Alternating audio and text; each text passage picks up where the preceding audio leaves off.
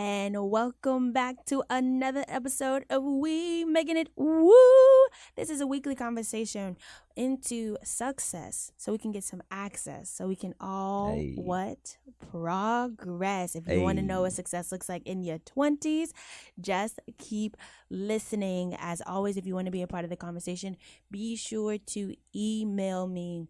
Now, when I say, do you want to be a part of the conversation, that's also like thoughts and love for the podcast. But that's also like, if you're like, Katie, I would really love for you to talk about this one thing, let me know.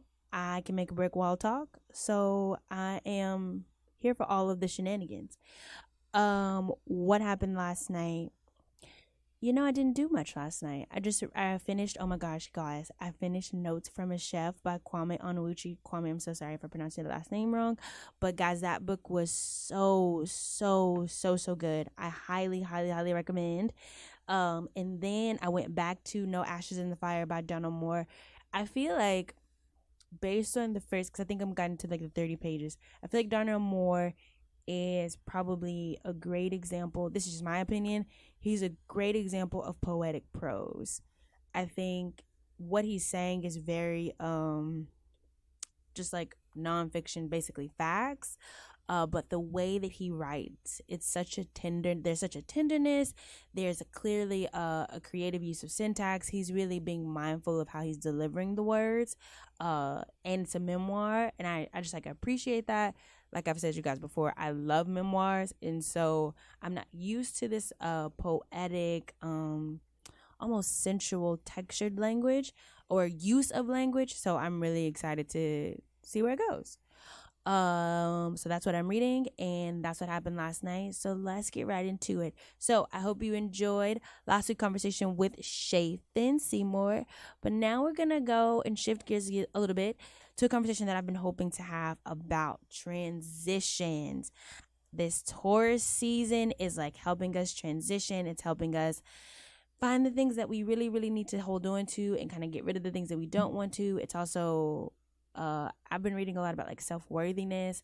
How can you feel like you're your greatest asset, especially when you're going through transitions? Transitions, I think, are a huge part of like what I'm going through right now, which we'll talk about. But I brought in a special guest to kind of kickstart the conversation. Special guest, can you introduce yourself? Yes, Katie Henderson. Thank you.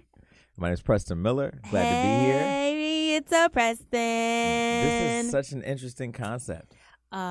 First of all, let me be clear, y'all. I've been trying to get Preston on the air for what is about since February. So what are we? Almost 2 months? That's not a long time. That's a damn long time. 2 months? That's a long time. That's not even, that's the end. Oh my gosh, that's not even 2 months. That's not even a trimester. Preston, stop playing. So we're very grateful to have him on. He's a very busy man.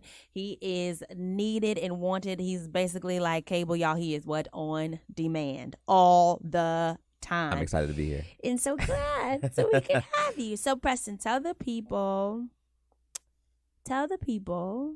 First, I want to start with like where you're from. Mm-hmm. Let's take it back to like 18-year-old Preston. What were you doing? Mm-hmm. Let's start things off by saying that Drake bought a plane. We just need to establish that. What? I felt like this was the appropriate intro to any conversation that anyone is having today, tomorrow, whenever you happen to be listening to this. Drake bought a plane, and not just a private plane, a full-grown 737. Oh, he didn't buy a jet, like a private jet? No. He brought a commercial airline. Why would he do that? It must work for him. I don't know how many people he travels with. I don't know what his airline budget is, but I know that you can't afford to buy that type of plane just for show. So I'm not saying this for like, oh, Drake's stunting. Drake is making business decisions that a lot of white people that I've heard can't afford to make, and I'm proud of him. It's great. We're winning. I'm not really team light skin, but I am curious to see how he could use this plane to help mitigate some things. He travels travel is a part of his daily budget. Travel is a part of my weekly budget. Travel is a part of his daily budget, and I'm only flying myself. I'm imagining he's flying out at least 20 to 50 people he's responsible for their airfare in some which way. And he makes money off touring. That's how he makes the majority of his money, which is literally travel. Yes, but if you have a full plane. My thought, so I remember, shout out to Ludacris. I'm a huge Ludacris fan. Ludacris did an interview with The Breakfast Club, and he was talking about how he would let people borrow his jet, just like if a friend needed to borrow it. Okay. So my thought is, if Drake bought a plane, I would hope that he would be flying people out, like outside of his team. So like he's like, oh, such and such need, like essentially like he could potentially create kind of like his own airline service. No, like no. You just gave him a whole dream for this plane that he didn't have when he bought it. Well, because what I'm trying to think of is like he knows a lot of people. He needs to help the people now. Well, and he's in a position to do it because even if he is, let's just say he's flying 60 people, that plane seats what? 100 people? No, but the plane is not. It's not a commercial airline anymore. The whole interior. When you buy a plane, the interior is not the interior that American Airlines has. You rip that interior out and you put in whatever you want, whatever works for you. So if you're like a mother, it may not it may not even seat that many people. It definitely doesn't seat. It's not designed to make money off of how many people it seats. Oh, and see, I really thought he was gonna create like a small business to help. No. You gotta see the video on Instagram. It's really bananas. I'll watch it. It's really bananas. How does this relate to you being where you're from and transitioning, Preston? When I was 18, I wanted to own a plane. And Drake is living dreams right now. It's so. I was thinking this about Drake yesterday watching, and then I'm gonna get off Drake. I was thinking this yesterday watching the Toronto Raptors game. This is a person who's doing all the things I think a lot of people in my generation, a lot of men in my generation wanted to do growing up as fans of rap, as fans of sports. He's courtside at every game of his hometown, whether they're good or bad. He's in the playoffs, slapping referees' ass and cheering people on. Like he's living his dream. He's living the dreams of a lot of us, and it's great to see somebody doing it because I don't know if people before that got to see that. This is lit. Touche. Yes. Okay. It could be possible. I mean, yeah, whatever. Yeah, you know I'm a firm believer. We out here making it, so whatever I dream of is possible. You know what I mean? As I'm concerned. Come on, this man wrote the words Drake with a picture of an owl on the side of a plane. I can do anything. But really though, so what were you? So yes, you wanted to own a plane. You're from Chicago. From the west suburbs of Chicago. I'm constantly reminded that I'm not from Chicago by people that are really from Chicago. Touche. I'm from the west suburbs of Chicago. I claim Chicago, though, because I went to high school downtown Chicago, so I had to take the train every day downtown. I spent most of my time out. That's where all my friends were. Yeah. You know, that was where I didn't grow up there, but I definitely spent most of my formative years there. And I went to a performing arts high school. Yes. I was in the dance department. Yeah. That's where I was introduced to classical ballet, and like started off as a hip hop dancer, went there. So you started as a hip hop dancer. I didn't know that. Yep. And then what made you decide to do classical training? 8th grade, told my parents I didn't want to go to college after high school was over. So I was homeschooled in middle school. Wow. Right? I didn't know that either. I'm your typical homeschool guy.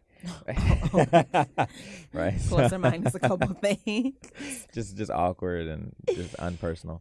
So we had 8th grade, I told my parents I want to be a Janet Jackson backup dancer. And I'm not going to go to college. This is what I'm going to go to LA to do. Okay. So my parents thought that they would like trick me into not doing that by if you're going to dance, then you got to take it seriously. You've been doing hip hop, as your gym since you're homeschooled, but now you're about to go to performing arts school where they don't do hip hop at all. You need to learn ballet if you want to be a backup dancer for Janet Jackson. My dad is coming to me telling me this. If you want to be a backup dancer for Janet Jackson, you need to learn classical ballet. You need to do this. You need to do that. You need to wake up at 7 a.m. and 6 a.m. Take the train every morning at 6:30. Don't come home every day till 7 p.m. Just wear tights every day. Right. Like that was the challenge. And I did it for 4 years. That's amazing. That's Did your dad and your mom go to college? Yeah. So this whole not going to college thing was just not an option, and they was just going. They went along with it up until like the last. They went along. They would have been down if I would have come up with a plan, but I didn't really. My plan was to go to LA and like waiter or something like that. It's not really. Oh my gosh, that's not a plan. Yeah. So they college. College. I only applied to one school though. Which school? Fordham University, the good old FU. And you got in. I got in one school that they had the department with Alvin Ailey, the program. Yes. So at that time there was only really two great programs that were strong BFAs that had established like what I was looking for. What was the other one? Juilliard. Right. Okay. Juilliard, I didn't think I was good enough, so I didn't even audition. Touche. I think a lot of people fall into that, and yeah, you realize it's not it's not. It's all in your head, but or you don't. But so I only auditioned for Fordham Ailey, got into there, balanced out the LA dream for a little while, and then ultimately picked Fordham like the last month, a month before moving in. And so when you walked into Fordham, you were still at the point of like, oh, I'm about to still be a backup dancer for Janet Jackson, or had the dream started to include more people? I was at the point of I didn't know what I wanted to do. Okay. I was there. I was here to figure out what New York was. I was here by myself. I didn't know anybody. Yeah. So you didn't have any family here. Mm-mm. Did you come to Fordham with any friends? Mm-mm. One of my boys from high school was in New York working at Ailey at the time, and we were real close. So that was cool. Okay. But it wasn't scary or anything. It's just I didn't know. It's new. Yeah. And it's an adjustment, just like anything else. Yeah. So then, tell me a little bit about how this dream is going to evolve after being at Ailey, because I know it's going to evolve because Ailey is Fordham and Ailey is Ailey. Mm-hmm. So you get into the program, right? Right. And it's a serious program. Like you're really in it, right. And you're dancing 8 to 10 hours a day. And at that time, in that mind space, I didn't know there's no one telling you like, here's why you're doing this. Yeah. There's just people telling you like, if you don't do this, you're a terrible person. Right. If you don't want to do this, if you don't want to wake up at 8 a.m. and do this, you're a terrible person. No one wants to. Some people just understand the reason why at different times in life, right? Like why it's worth it for them. Right. That didn't happen for me in college. So I had a great like physical, natural talent, but like I wasn't really interested in working as hard as the people that wanted to do this for their life. Yeah. Number one, it was an arts organization. I mean, this is some real shit. It was an arts organization that had been around for 50 years, and Dudley Williams was Alvin Ailey's best friend. It was his best friend. Yeah. He turned down a contract with Martha Graham when Martha was starting the company. Yeah. Martha slapped him across the face because I would have done it, but Alvin's my boy. Yeah. I'm going with Alvin. I'm going with the black guy, with my brother, right? Yeah. So he goes and does that. He's a legend in Ailey. He's in this community, this little world. And I get there and he's teaching, like his claim, the biggest thing that the organization has given him at this point, now that his best friend has died, all the people that he used to dance with are gone. He retired only at like 72, in like 2000 and I don't know if it was really 72. He retired old, right? Older than 70. Yeah. He was still on stage performing Revelations and is giving his life to this company, and he's teaching Friday Night Modern and has to beg to teach that. Like, and I'm a freshman. To me, modern level 1. Yeah. To an 18-year-old who thinks he knows everything. Right. On Friday, and he has to fight to do that. Dang. That's when I knew I didn't want to do this. Like, that's when I really knew I can't. I'm not about to be. No disrespect to that, because it taught me a lot. But like, I can't be in that situation. Tell me a little bit more about how you process that, because you identify as a man, you identify as a man of color. From my understanding, you at the time understood what hard work meant. Mm-hmm. And so tell me, is it because it feels like a bit of a fork in the road? Like, I've been given this great opportunity. I have these skills, but this isn't maybe what I want to do. How did you even move from that place? That doesn't, like at Ailey, at a place like that, they're not really interested at an institution, which if you're going to become a professional dancer at some point, I recommend you. It's going to be hard, really hard if you don't get ingrained in an institution during your formative years, right? So like, if you want to be a ballet dancer, you need to go to the institution school and, in some way get involved. If you're an Ailey dancer, at some point, you need to understand the Ailey organization and how it moves and flows, or else that transition is going to be really bumpy, right? Yeah. And guys, if you remember the conversation around Leela and Zooey, this is very similar to what they were both saying about just knowing who you're auditioning before you audition for them. Facts. So that you're not sideswept, and also you're just not auditioning aimlessly. Facts. Yeah. Facts. Or you'll get a job in the company and then be pissed off because of something that they've been doing it for 30 years. Right. You just don't know. You the one who didn't know. Well, that, and so like, and then furthermore, if it's something that if they work a way that doesn't work for you, then you can be mad, obviously, but then that's why you build a rapport. And so you want people to know you. You want to know people. And yes, but I was just gonna say, yeah, you want to know people, and so that if you really want to work for somebody, then you know exactly why you want to work for them. Whereas I know when I was younger, it was all about the name, and it was all about like being known. Facts. And those things Yo, don't soothe you when your rent is due, and like they are like, oh, we're on this kind of pay cycle, or they have this way of communicating, and you're like, but I communicate this way. All of those things play a role into picking a job, because as we've talked about before, dancing is a job, just like singing is a job, just like writing is a job. All of these creative pursuits that we are all engaging in are all jobs. Facts. So they have to be as emotionally satisfying as they are financially satisfying. Facts. And you just want to know. It can't be about ego, because these people is everybody, right? Like there's no race, color, gender, These people will tell the artist that they're so beautiful, they're so amazing, you're the best person I've ever worked with, you're the one, these people will say that to you and then not pay you the minimum of what you're worth. Right. And tell you that you should be grateful for the opportunity. Right. It's bananas. And it's not to say this is not I don't want to make this I want to be clear that I am not mad about how people work.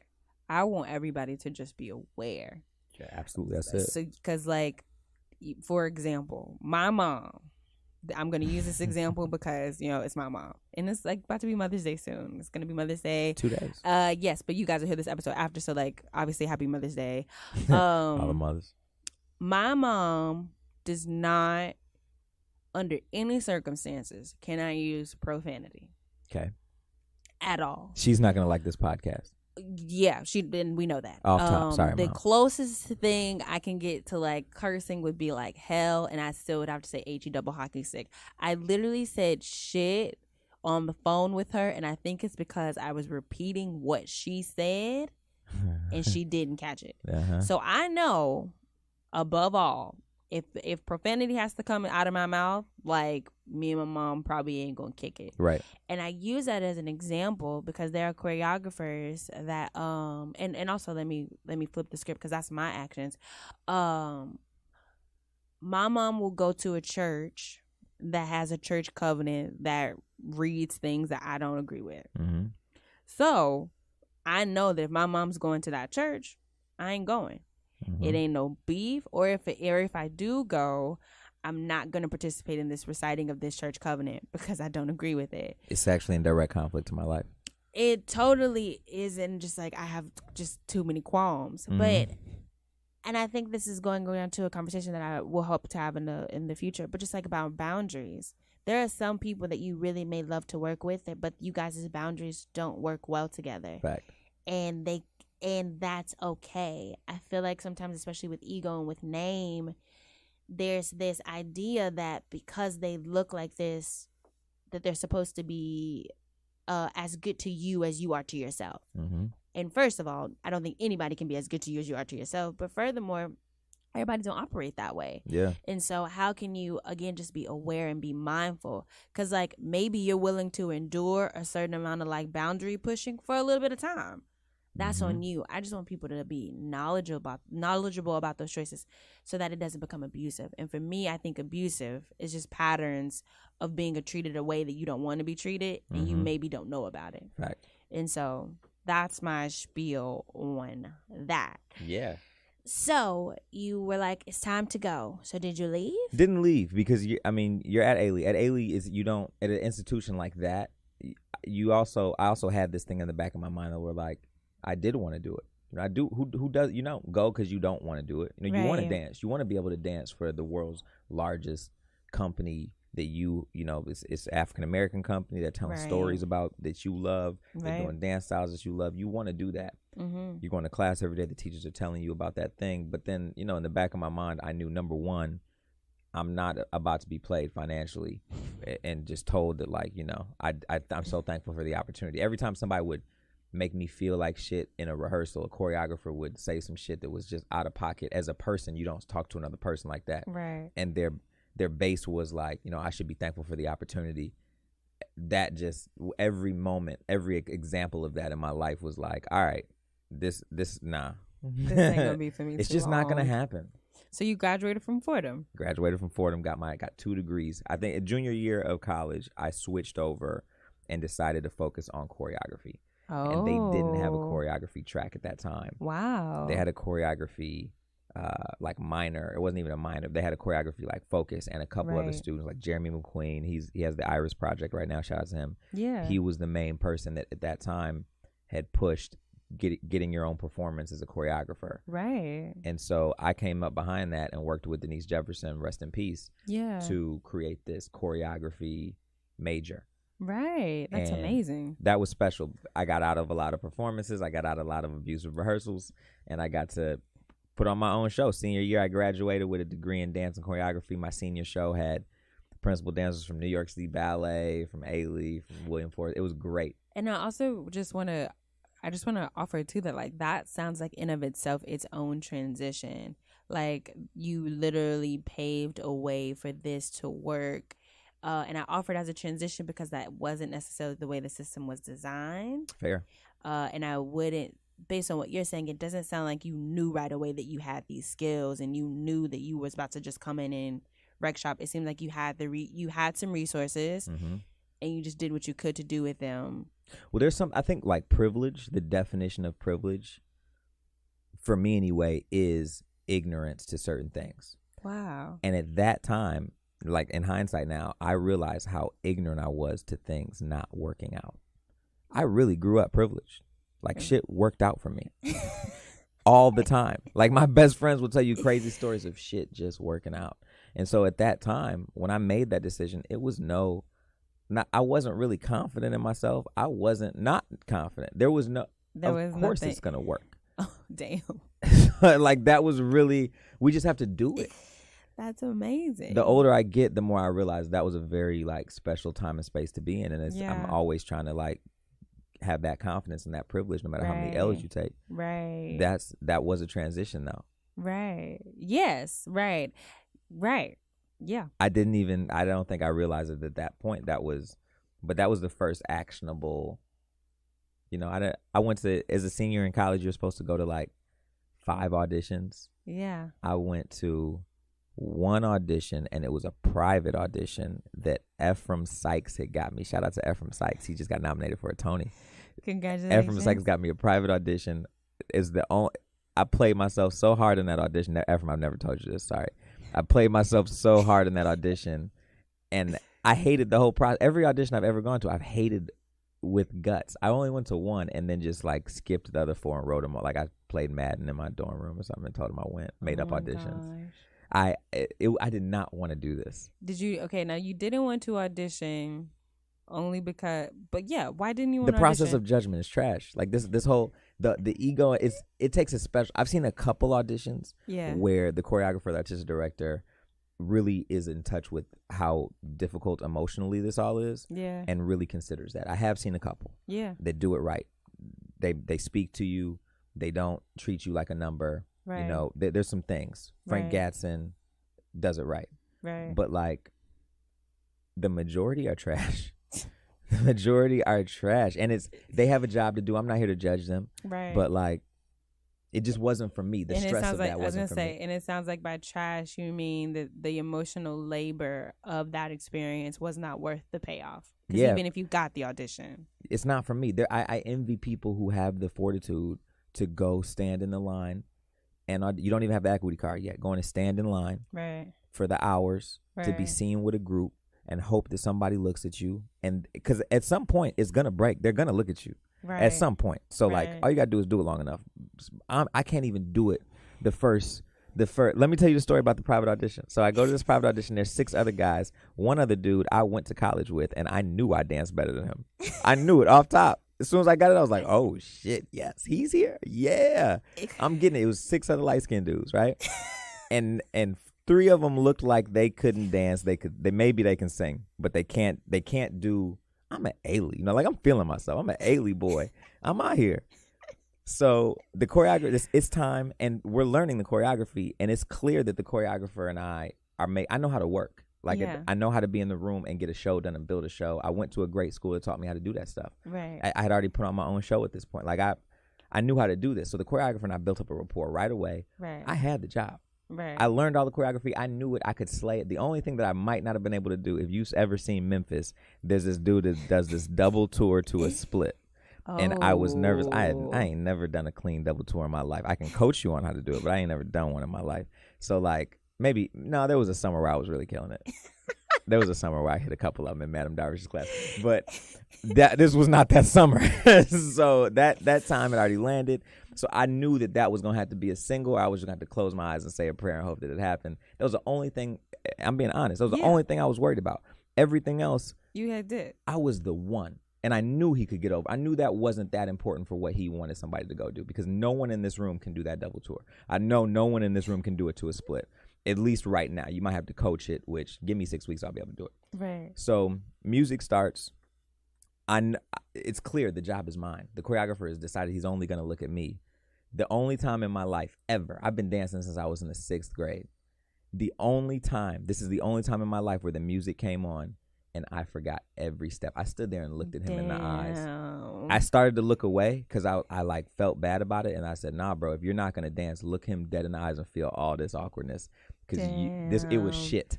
It was shit. What happened? It wasn't for me. I knew the choreography, I knew the steps, and I could do them better than everybody. And you know who got the job and went on to be dance captain of the show and like go on? The dude who I went to school with. Dang. It was for him.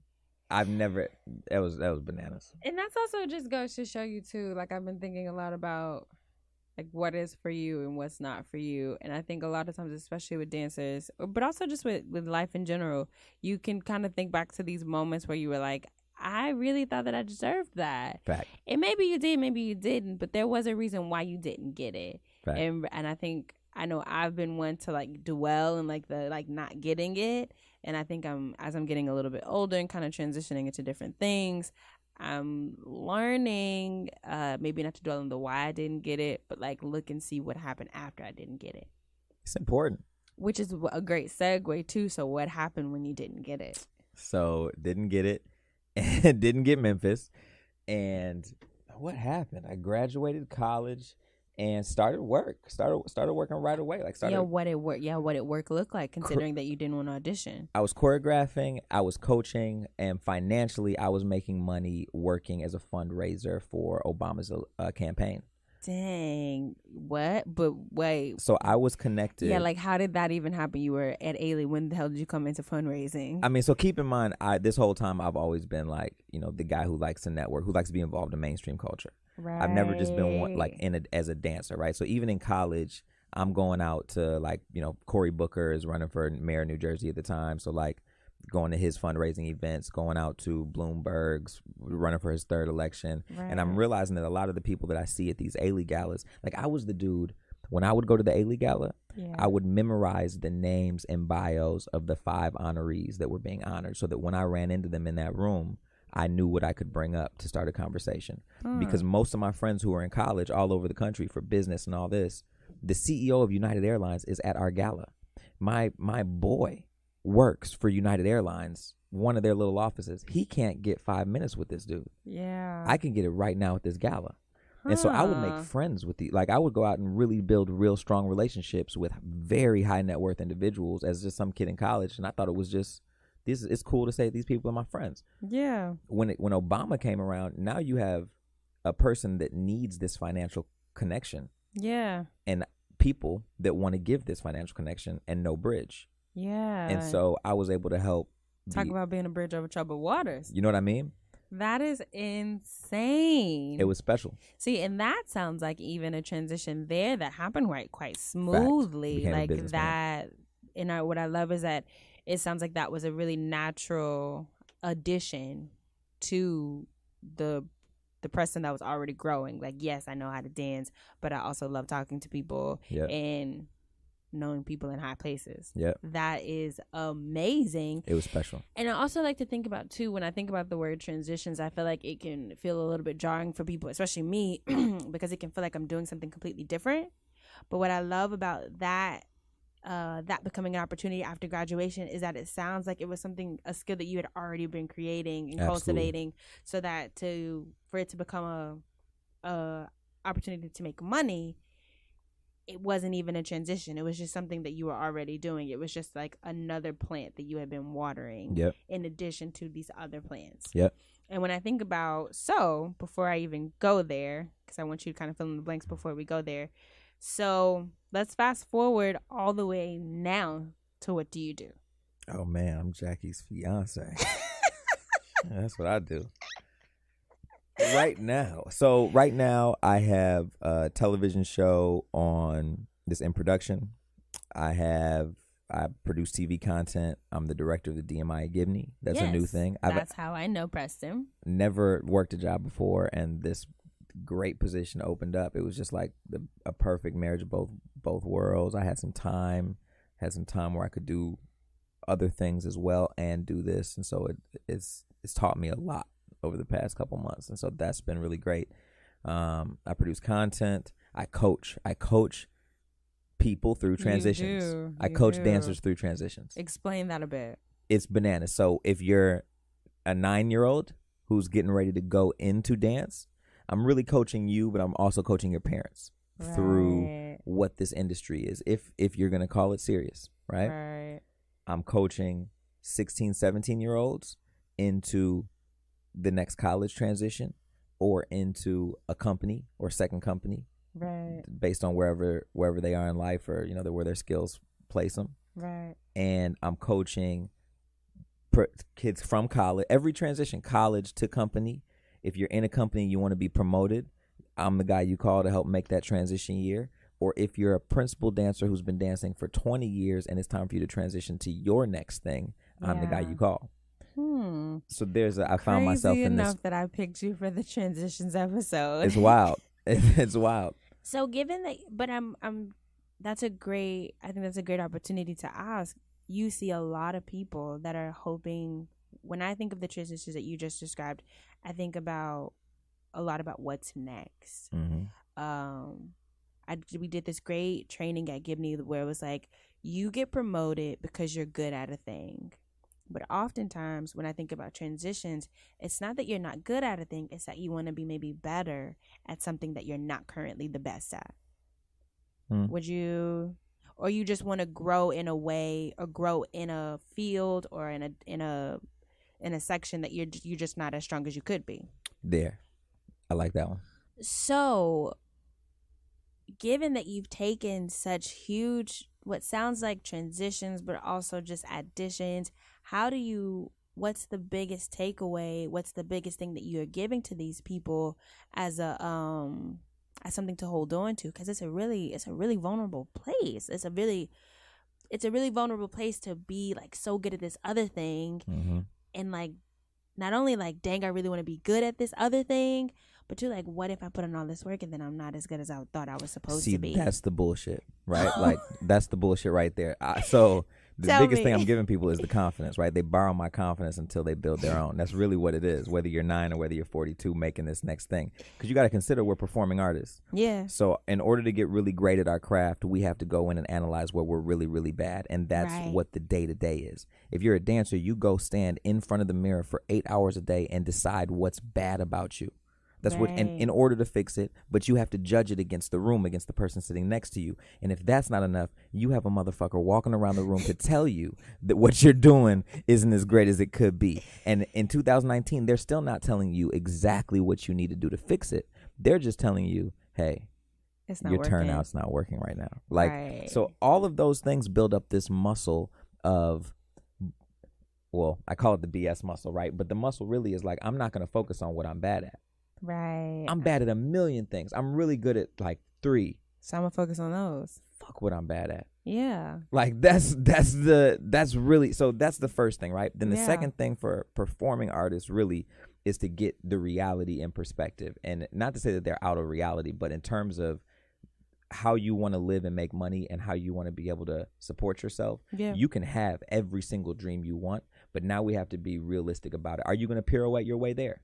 Is that realistic? Let's look at what that looks like in a realistic way. But then let's figure out how to take the value that you do have that hasn't been tapped into because they've just been telling you you're just a dancer. Right. Let's figure out how we can take that real resource that makes you more than whatever they've tried to make you believe. Yeah. And turn that into what you want to get to your dream. Because Yeah. being a dancer in a company is a 9 to 5. Right. That's working a 9 to 5. Right. No person in corporate America will ever be able to buy the yacht, the plane, the house they want working the 9 to 5. The dream working the 9 to 5. They're going to have to do something special, or they're going to be on a track that everyone who's at that level is on. It's nothing unique about that track. But the unique dream you have is something that you can create a track for it. Is that's what you're it. saying. That's the only way to get it. Yeah. And what I like about what you said is that, so I'm going to go backwards and then I'm going to go forwards. But I like what you said ultimately was that there's this confidence, which is so crazy when I think about it, because I just finished Notes from a Back Show. Shout out to Kwame. But there is this, I call it like hustler's ambition. I think about like, I don't know if you guys remember, but like Get Rich or Die Trying. Yep. This like relentless, like almost arrogance. Yep. Like, not only do I deserve to be here, like, it's just, I just remember watching this interview. I think about this all the time. And I know Kanye West is problematic, so don't even start with me.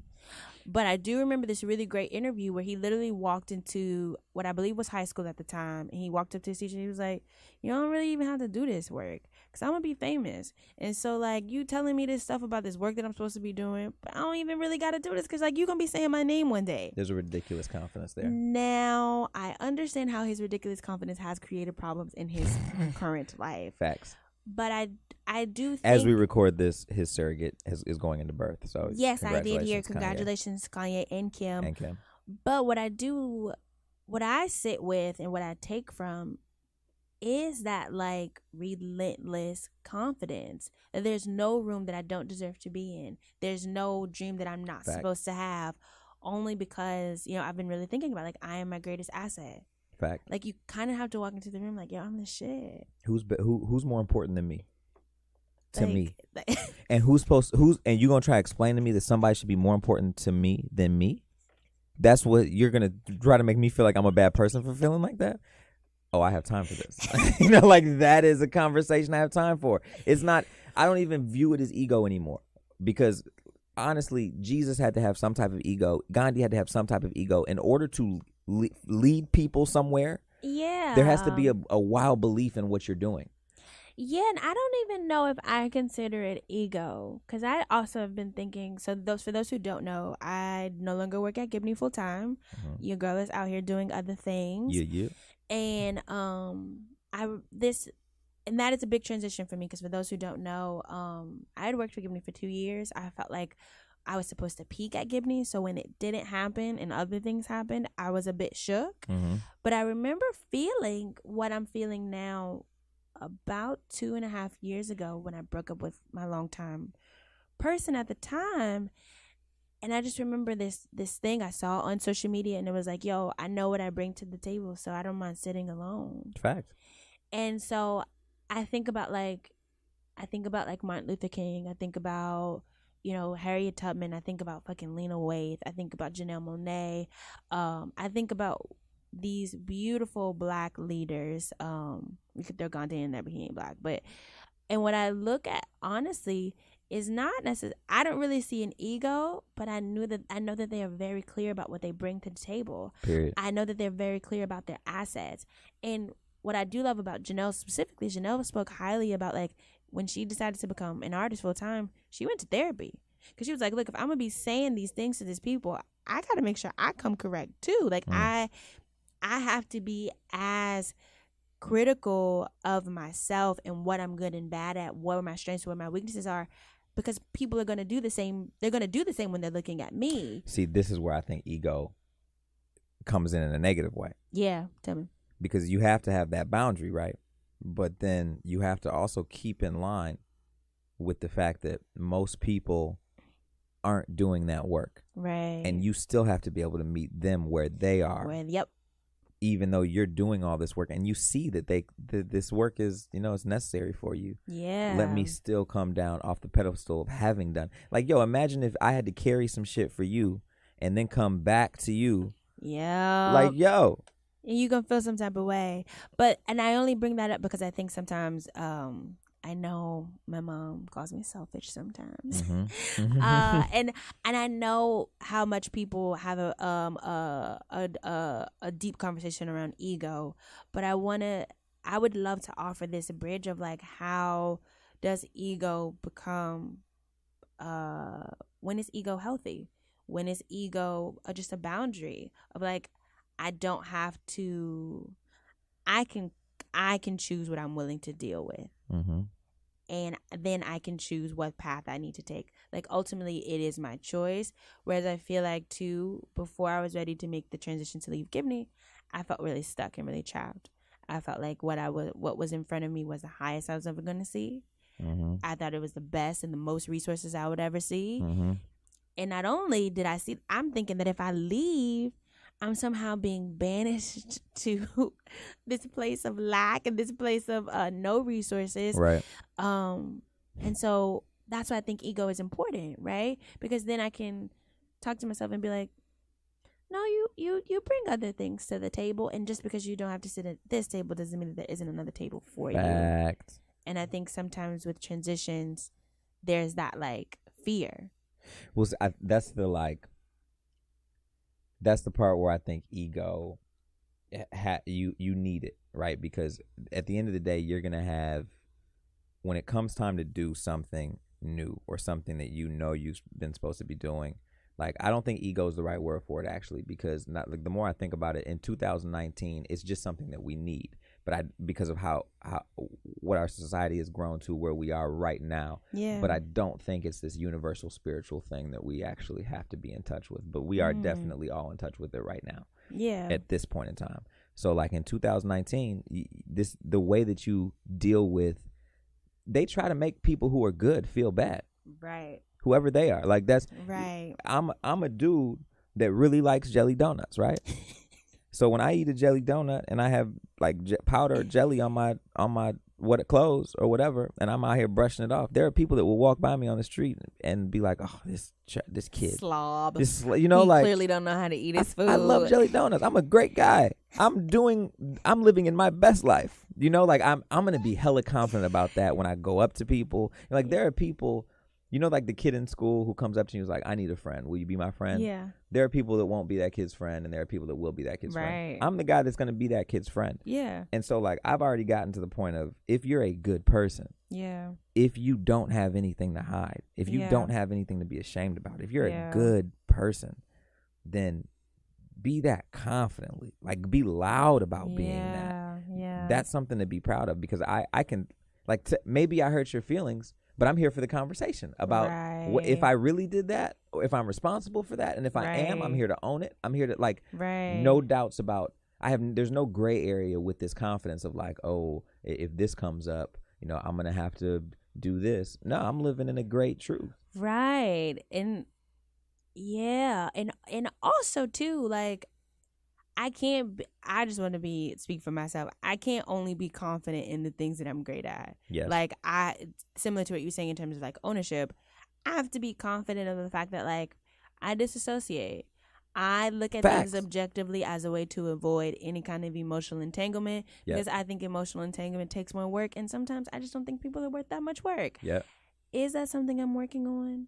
Yes. But as I transition through this, leaving one job and going through the next, at least I own where I am. So like, I go into, at least there was an interview that I did recently, and I was like, what are you guys' issues, or have you had any issues around racial equity? Because I want to be very clear that even if I don't handle race and equity issues to your standard or to this person's standard, I want you to know that that's something that I'm aware of, and I know that might make you uncomfortable, and I'm willing to have that conversation, because if I don't have that conversation, you're not going to have me as an employee for very long. Right. I think sometimes too with confidence, there's like, I got to be really confident about the thing that I'm really, really good at, but then I'm like, just don't mention the thing that I'm bad at. I am confident talking about the thing I'm bad at. Yeah, right, because like, I personally believe that, like, if I can't talk about the thing that I'm bad at, it's probably gonna have some kind of power over me. Fact. And so. And what, are you supposed to be good at everything? Right. You're supposed to put up 100 perfect shots a game. Right. And even if you do, like, that's what I love so much about memoirs. You get to see people who are really extraordinary, but even within their extraordinariness, they had to be critical about something. Like, even if they put out 100 shots, maybe they were doing it unhealthily. Like, Dwayne Wade recently retired, and he talked about how, like, man, I just love the game. If I put 50 points up on that board, it's because I'm mad. Right. So you have these ways of succeeding that maybe you didn't do it the way that you thought you should. And so you get these opportunities to redo it, so that there's this malleability that I'd like to think about in transitions. There's this opportunity to grow and shift. And in growing and shifting, you can't be perfect or the best. You can't even desire to be there can't even be a concept. Like, that's the thing I think when I'm helping a 9-year-old or the 42-year-old. There's a 42-year-old client I have right now who's a principal ballerina at a very big company. She wants to be an artistic director. She deserves to be an artistic director of a very big company one day. The thing that they have in common, and everybody in between them has in common, is, number one, they both fall in love with how they want their dream to happen. Yeah. And that's a no-go. Don't be romantic about how it's happening. Right. Focus on the goal. You want the goal to happen. It doesn't matter how the goal happens. Right. As long as we don't compromise ourselves. Right. The goal just has to happen. Yeah. So if this is a no, then this might be a yes, and maybe this is the uncomfortable one. It might be 2 weeks of being uncomfortable, but the goal is going to happen. Yeah. So that's the first one, right? Not being romantic about how things happen, just letting them happen. And then the second one is having a realistic view of what you've done. Yeah. A realistic view, meaning that, like, a great stat for LeBron James, who's one of the best, let's say Kevin Durant's the best shooter in the NBA, right? Kevin Durant still is going to go like 17 for 35, and that's less than half. Right. And that's 35 attempts and 17 shots made. Yep. Right. That's less than half. Right. So, like, I gotta be, I think, like, when we're kids, this is why I try to say the forever kid. This is the Mickey Mouse. When we're kids, think of it like a movie, right? Right. Spider-Man starts off, Spider-Man's my least favorite character, by the way. Spider-Man starts off, and the movie starts, he's helping save the world, it's going really great, and then the bad guy comes and knocks him down. He's down now. Right. In a movie, and when we're kids, Spider-Man gets back up and figures it out. Right. There's like 30 minutes where he's down and out, and then he's still going, though. Right. And he gets up and he fights again and kicks the bad guy's ass. Right. When we get older, we start taking these L's, and we, like, stop to mourn the wounds for too long. Yeah. And we end up believing that, like, oh no, we deserve to be down. I'm not Spider-Man. The world doesn't need a superhero. Right. Well, imagine if that was like what superheroes did. Nah, that's not it. This big shit over here. I'm gonna figure it out. I love that analogy. That's probably one of my favorite analogies. Yeah, and I used to, so those who don't know, I used to be a tutor. Really? Yes, it was one of my favorite jobs. Okay. I was a tutor in college.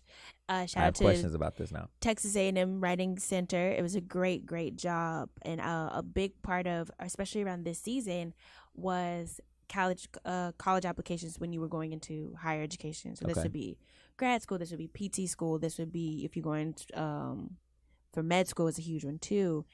And one of the biggest critiques that I would or one of the biggest things that I would offer, but maybe it was a bit critical, would be like, I would always try to close the session with saying, like, yo, you're the only you we've got. Yep. Nobody can do or be you better than you can be. Yeah. So this essay has to be like you. And I think for a really long time, especially for me, and I think that's why I really wanted to do this episode, especially with performing. I remember, guys, if you remember, I did an episode on capacity and working beyond your capacity. I think a part of me had internalized this position of, like, I didn't deserve to be seen. Or if I deserved to be seen, I was only supposed to be seen in a certain way. Wow. In a way that was comfortable for other people. Yeah. I'm not I can be confrontational, but I don't like to do the emotional labor of confrontation. So, like, if I'm coming for you, I'm ready. Yeah. I got time. Yeah, but I'm not one to make time for that. So I would, in some ways, rather kind of like go to the fade to the background just because it's easier. But I think as I'm transitioning, coming out of Jasmine Hearn's process, shout out to Jasmine, and feeling really confident, like I bring something to the table. It's an extraordinary feeling. And I think too that like, I think it's an extraordinary feeling because I once was at a place of like, you know, I think I'm realizing I don't think I thought I was valid in terms of being seen. Yeah. And so I hope that, guys, as you listen to this episode, you know too that like wherever you are, be you grieving or mourning or whatever, at the end of the day, we only got one Katie, we only got one Preston, we only got one of each of us, and we're all supposed to be seen in the way that we decide to be seen. Yeah. No one else has to dictate that. Period. And I just think that that's priceless. And yeah, guys, I always talk about the podcast being like my way of performing, and so I really, really feel that way about this conversation. I have a question for you. Yeah, go for it. You were a tutor. Yeah. And so when you're a teacher for somebody, you're helping them through a transition essentially, right? Like transitioning from some of them trash grades to good grades, or I would never say that. whatever, trash writing to good writing. I would never call their writing trash either. Well, that's why you were the tutor, I'm sure. Clearly. I'll bet you when they called their parents and told them they needed a tutor, the parents hung up the phone and trash was thrown around once or twice. The word. No. At some point, you're helping someone move through a transition, right? Yeah. And they have to learn. They have to be open to learning. Yeah. Through that. What was that experience like for you dealing with people who are in a vulnerable space? My default is always like homegirl. It's like cheerleader. I'm like, look, especially when I was in college, because I think that was when I was finding my voice as a writer. Mm-hmm. And I was also just kind of finding where I stood about things. I was very less. I would give you the grammatical stuff because I know that that's what a lot of people wanted. And also, too, that was something that I really pressed. I'm going to give you what you want. I'm not going to give you anything more. Mm-hmm. I'm not going to give you anything less. Mm-hmm. Unless I feel like you're ready for more. Because there were some people that really just wanted to talk to me. Their paper was just something that got them through the door. Yeah. And so that could be us just shooting the breeze, It's me crazy telling how that jokes. works, isn't it? Yeah, I want, above all, especially with the podcast, would be whomever kicks it with me, I want you to know that, like, I just want you what you want. Yeah. I want you to be the best that you can be. I think especially with medical school, and I went to a research institution, so there's a lot of like pressure. Yeah. I want people to feel confident about their skills. I can give you, explanations around subordinate clauses versus whatever the opposite is. I can't remember right now. Mm-hmm. I can give you that. Insubordinate clauses. Yes, thank you. But I don't think that's a thing, though. I don't think Needless it to is say, like, I could talk to you a million miles about coordinating conjunctions and code switching and how tone and voice and character analysis is all important. Yep. That I can give you. I can give you that, but I can't make you a confident writer, and I can't make you love writing. I can't. I'm just listening to you. I don't even think I could underline the subject of the verb at this point. Yes, the difference between the verb and the I can give you the nuts and bolts, but ultimately when it comes to like what you bring to the table and feeling confident in that, that's on you. And so I just want to make sure that like even if you just sit with me, I believe in you. Fact. Like you have a believer in me. I'm always on your team. I trust you. Fact. I trust your choices. I'm going to obviously be critical about where your choices are landing and how they may make your audience feel. But ultimately, I try to give people the most authority that they can possibly have. Because ultimately, I feel like a lot of that was taken from me at certain points. And so if I can give that to somebody, like makes you a great teacher. Oh, well, thank you. I be trying or whatever, I that hope makes that. you a great teacher. I be trying or whatever. But I bring that up. Oddly enough, that you bring that up now, and I think that's so relevant to what we're talking about now. Like, y'all, I started this podcast because like these conversations weren't being had. Yeah. And if they were being had, they weren't being had around dancers. Yeah. And if they weren't being had around dancers, they were so personal. Yeah. Right. Like they would be after a performance or like when I was working at the front desk. And some weak shit. I don't think it's weak shit, but I think it's important for... It's a moment in time. Like you capture this. It's not a human moment. You capture an artist after a performance. It's hard to come back down and have a human moment. They're in a moment. They're in a different moment. It's just different. And so, but given that it is different, I just wanted people to be able to turn something on every week and know that like Katie's rooting for you. Yep. I believe in whatever you believe in terms of you. Obviously, I want to be critical about things so that we kind of figure out where we understand and where our understanding is so that we can grow. But ultimately, y'all, I genuinely do believe we all making it out here. Hell yeah. And I hope that this conversation is just an aid in all the efforts that you're already pursuing. This is amazing. I want to add to that aid because this is like the summary of what this conversation is about. Fuck your losses. Fuck anyone that wants to judge your losses. I'm the only person that can judge my losses. And fuck that too. Fuck feeling bad about something just because you're not good at it. Like I just need to get an extra pirouette. Like let's not that all the way down to my house is too small. Whatever it is that you're like, fuck that too. Like this is life we live in, and we're out here to really make a contribution and to add value, not have life add value to us. Cause we're adding value to this thing. We're gonna be doing this for a long time, so we gotta make it better and better and better every day, and that's the journey, dream, and that's what we're doing. Thank you for having me here.